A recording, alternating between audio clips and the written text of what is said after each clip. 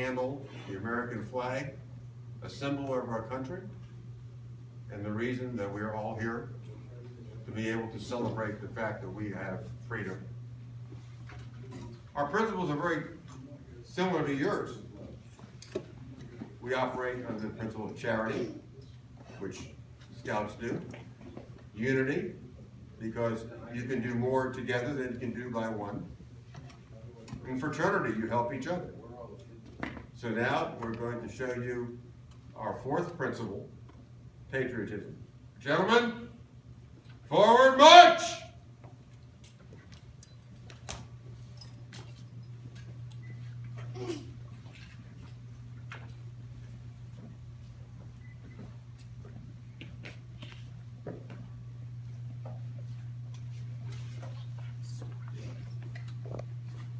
Scouts, you please rise and join me with the Pledge of Allegiance.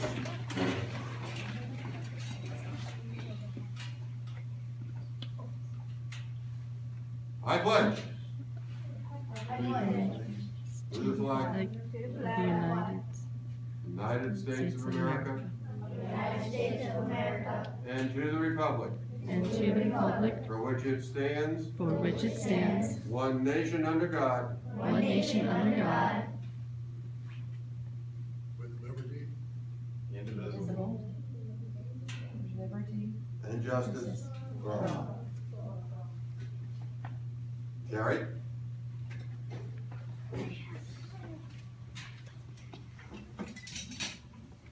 Gentlemen, proceed. Be seated, please.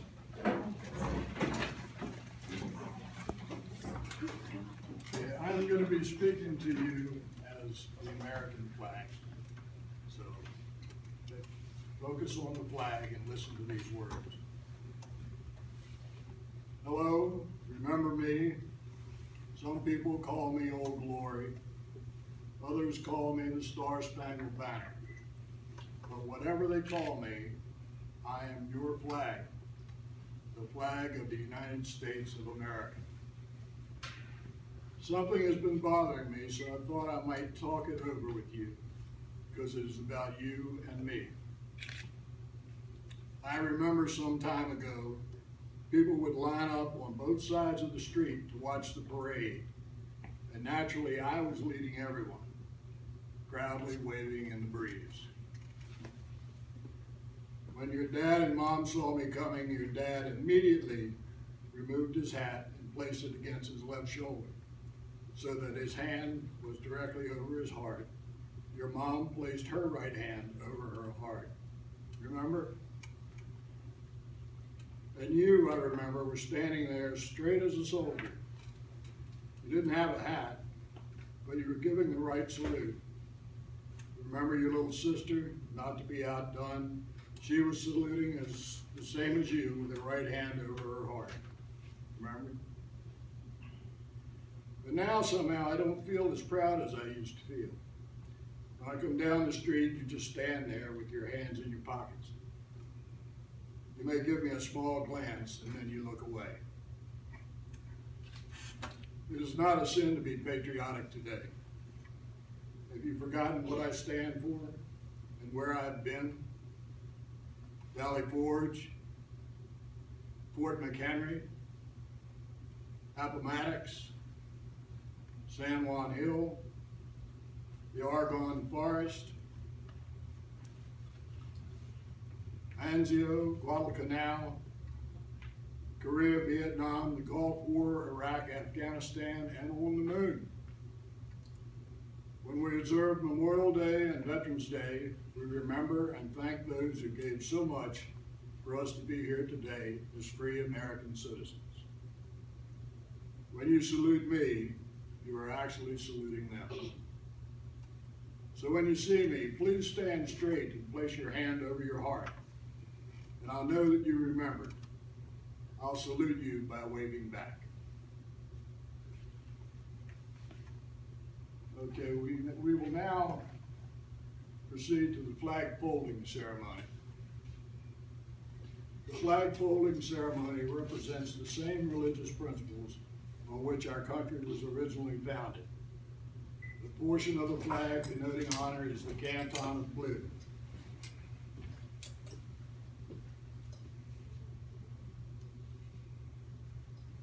Containing the stars representing the states our veterans served in uniform. The canton field of blue dresses from left to right and is inverted when draped as a pall on a casket of a veteran who has served our country in uniform. In the armed forces of the United States, at the ceremony of retreat, the flag is lowered, folded in a triangle, and kept under the watch throughout the night as a tribute to our nation's honored dead. The next morning, it is brought out at the ceremony of reveille, rung aloft as a symbol of our belief in the resurrection of the body.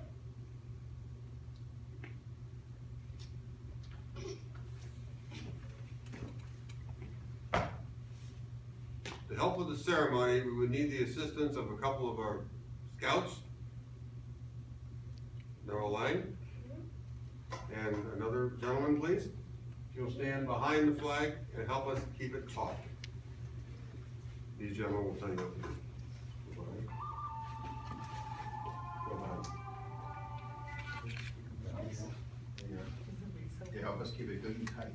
Get your hands on the straight. There you go. That's right, okay. And you want, he's gonna be pulling, and I'm gonna be pulling, so you wanna keep the flag. Now, each fold is a symbol. The first fold of our flag is a symbol of life. Look at him. The second fold is a symbol of our belief in the eternal Pull it life. this way, toward me.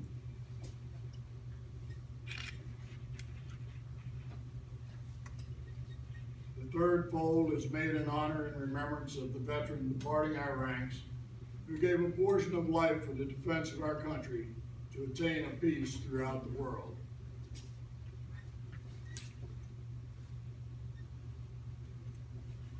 The fourth fold represents our weaker nature. For as American citizens trusting in God, it is to Him we turn in times of peace, as well as in times of war, for His divine guidance. The fifth fold is a tribute to our country, for in the words of Stephen Decatur, quote, "Our country in dealing with other countries, may she always be right, but it is still our country, right or wrong."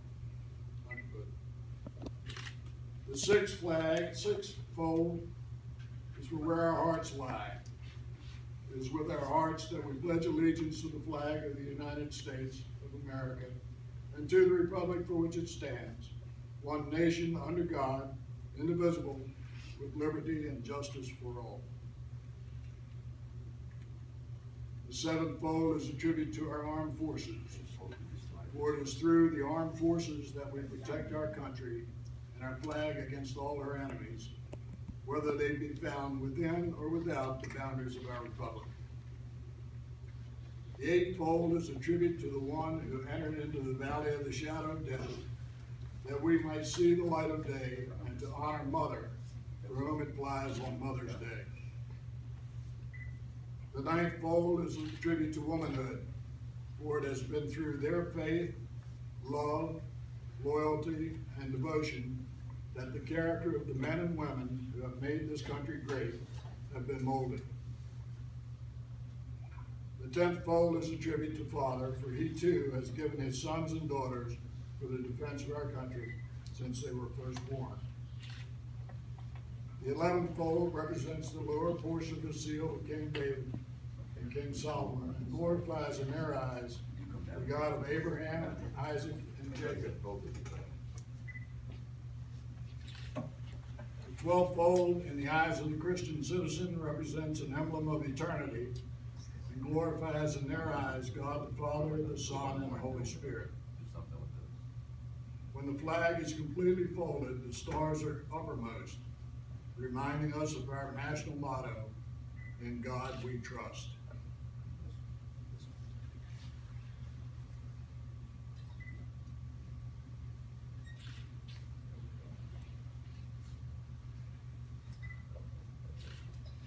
After the flag is completely folded and tucked in, it takes on the appearance of a cocked hat, ever reminding us of the soldiers who served under General George Washington, and the sailors and Marines who served under Commodore John Barry and Captain John Paul Jones, who were followed by their comrades and shipmates in the armed forces of the United States, preserving for us the rights, privileges, and freedoms we have today. And that concludes the flag folding.